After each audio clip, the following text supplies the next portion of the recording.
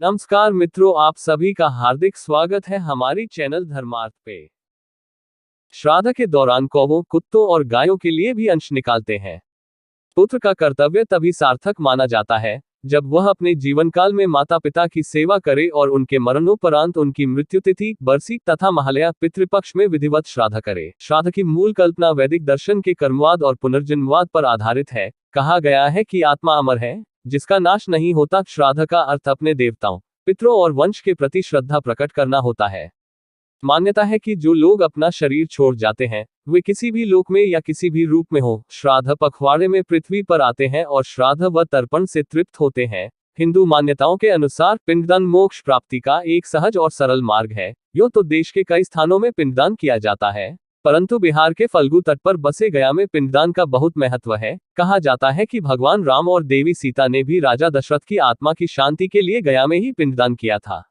महाभारत में लिखा है कि फल्गु तीर्थ में स्नान करके जो मनुष्य श्राद्ध पक्ष में भगवान गदाधर भगवान विष्णु के दर्शन करता है, वह पितरों के ऋण से विमुक्त हो जाता है। कहा गया है कि फल्गु श्राद्ध में पिंडदान, तर्पण और ब्राह्मण भोजन ये तीन मुख्य कार्य होते हैं। पितृपक्ष में कर्मकांड का विधि व विधान अलग अलग है। श्रद्धालु 1 दिन, 3 दिन, 7 दिन, 15 दिन और 17 दिन का कर्मकांड करते हैं।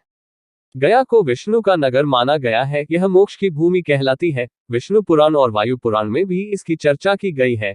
विष्णु पुराण के मुताबिक गया में पिंडदान करने से पूर्वजों को मोक्ष मिल जाता है और वे स्वर्ग में वास करते हैं। माना जाता है कि स्वयं विष्णु यहाँ पितृ देवता के रूप में मौजूद है, इसलिए इसे पितृ तीर्थ भी कहा जाता है। गया के पंडित देवव्रत ने बताया कि फल्गु नदी के तट पर पिंडदान किए बिना पिंडदान हो ही नहीं सकता। पिंडदान की प्रक्रिया पुनपुन नदी के किनारे से प्रारंभ होती है।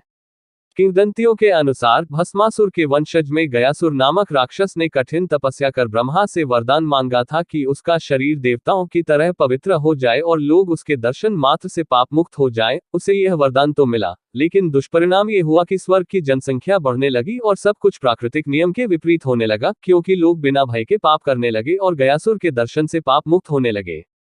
इससे बचने के लिए देवताओं ने यज्ञ के लिए पवित्र स्थल की मांग गयासुर से की। गयासुर ने अपना शरीर देवताओं को यज्ञ के लिए दे दिया। दैत्य गयासुर जब लेटा तो उसका शरीर 5 कोस में फैल गया। यही 5 कोस की जगह आगे चलकर गया कहलाई। गयासुर के मन से मगर लोगों को पाप मुक्त करने की इच्छा नहीं गई और उसने देवताओं से फिर वरदान मांगा कि यह स्थान लोगों को तारने वाला बना रहे। जो भी लोग यहाँ पर पिंडदान करें, उनके पितरों को मुक्ति मिले। यही कारण है कि आज भी लोग अपने पितरों को तारने यानी पिंडदान के लिए गया आते हैं।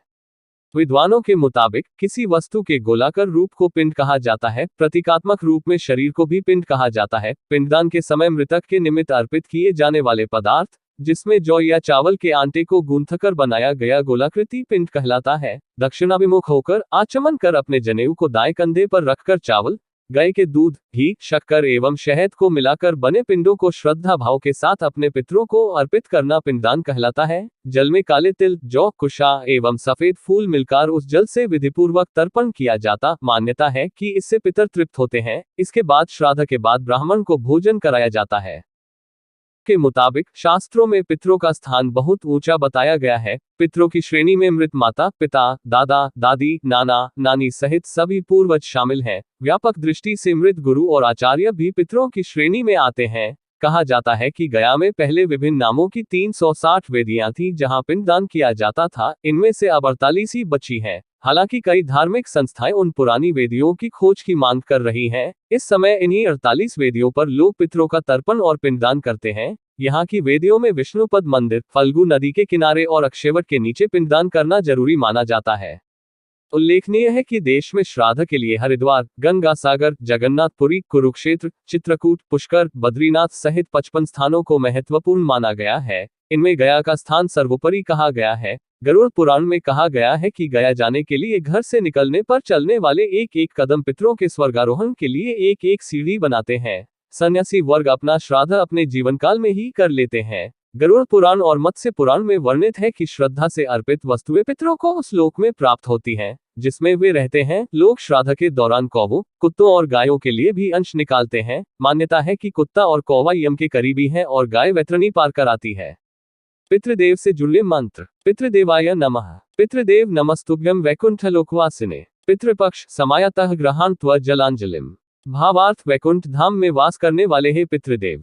पितृपक्ष आरंभ हो गया है, मैं आपको जलांजलि अर्पित कर रहा हूँ, कृपया इसे ग्रहण करें। लोके त्व प्रथमस्त्राता दोषे पी रक्षक सदा, कुटुंबे में सुदृष्टि स्याद्वरद एधि में सदा।